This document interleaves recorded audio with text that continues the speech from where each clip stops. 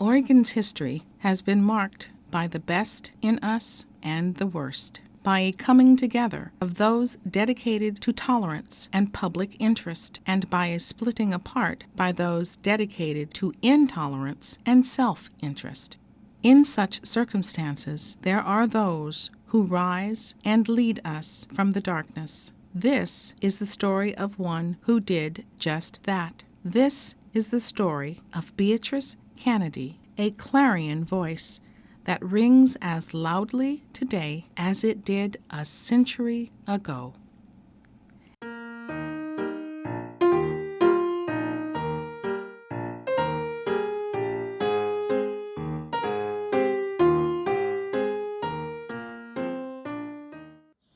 Beatrice Morrow was born in January 1890 in a little town called Litig, which was about 18 miles northeast of Austin, Texas.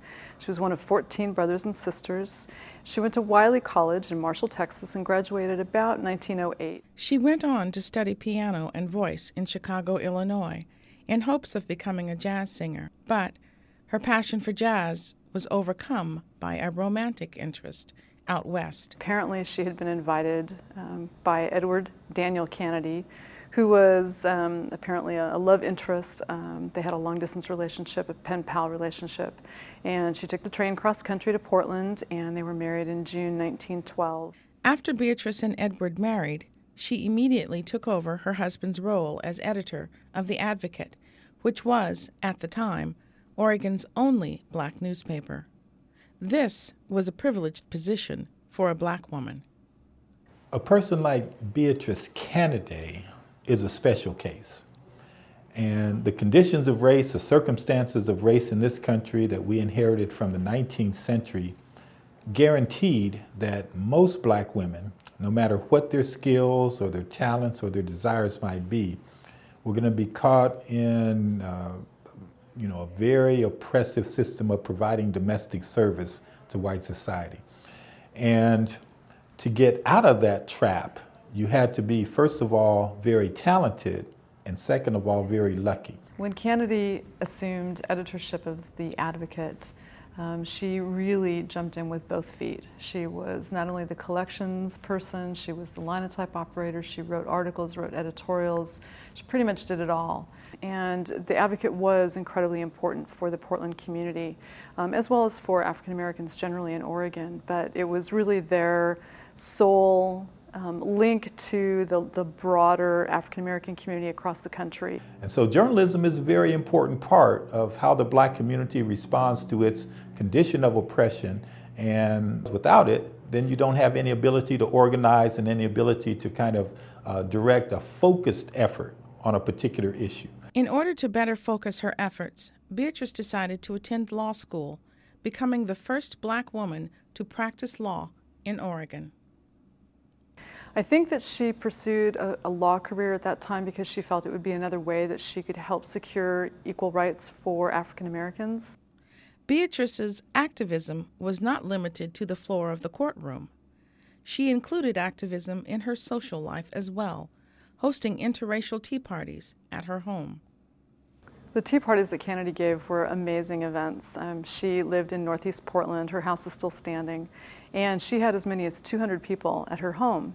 And she would not let people who knew each other mingle. They had to meet new people, and that was her way of enforcing the idea of contact, that if you don't interact with people and don't understand that other people are basically the same under skin tone, that people never have that opportunity to learn about one another and find out that. But for a variety of reasons, there weren't opportunities for a whole lot of coalitions to be built across racial lines and barriers.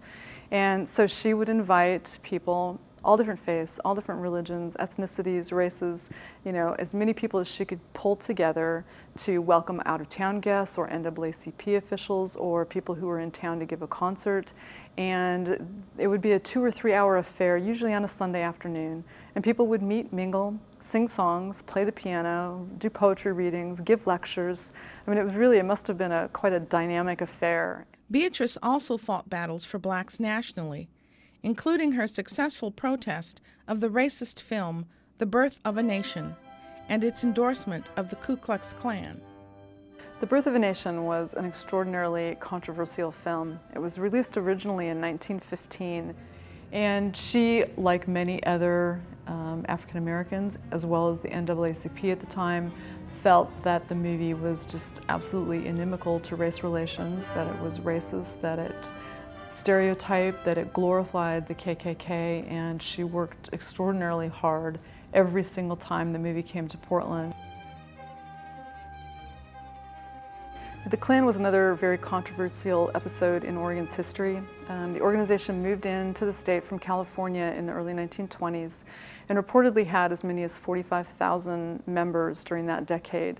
It was a very difficult time. They used terror tactics to try to intimidate African Americans and to try to get them to leave the state. And so she was one of the people of the NAACP who decided to craft a petition basically to send to the governor and to state their cause, state their case, and to say that the Klan is growing, it's becoming a menace, and we urge you to take all steps necessary to block the formation of the Klan, to prevent them from having parades in our city. Beatrice Cannady is my hero. She did a tremendous amount of work in a span of about 25 years. She believed in her causes and she worked for them tirelessly for years and years. She didn't take no for an answer, and when she had to, due to circumstances beyond her control, she didn't let it get her down, and she just kept working and working. And it's very few people who have such a passion and who pursue it for so many years, and not just for herself, but for her family, for her friends, and for her community, and for the nation as well. And I think that she deserves to be recognized for those efforts. She plays a role in what American racial history is, but also in the contemporary generation in many ways. One, she's a model that people can look at. And young people do need models. Young people do need information about what the possibilities are and the ways in which people have achieved in the past, so that they know, so they can form models of their own behavior and their own aspirations. So in one sense, she provides that kind of model, but maybe in a more powerful sense, the more you learn about her story, and the more you learn about the environment that she worked in and overcame, she becomes an inspiration. After 25 years of local and national activism and advocating for interracial solidarity, Beatrice Cannady left behind a legacy that is undeniably profound in its ability to inspire past, present, and future generations of leaders. We have quite a number of intelligent, progressive, race-loving people in Portland who are ready and willing when called upon to ally themselves with any forward-looking, up-reaching movement to improve our condition locally and nationally. Who will make the first move?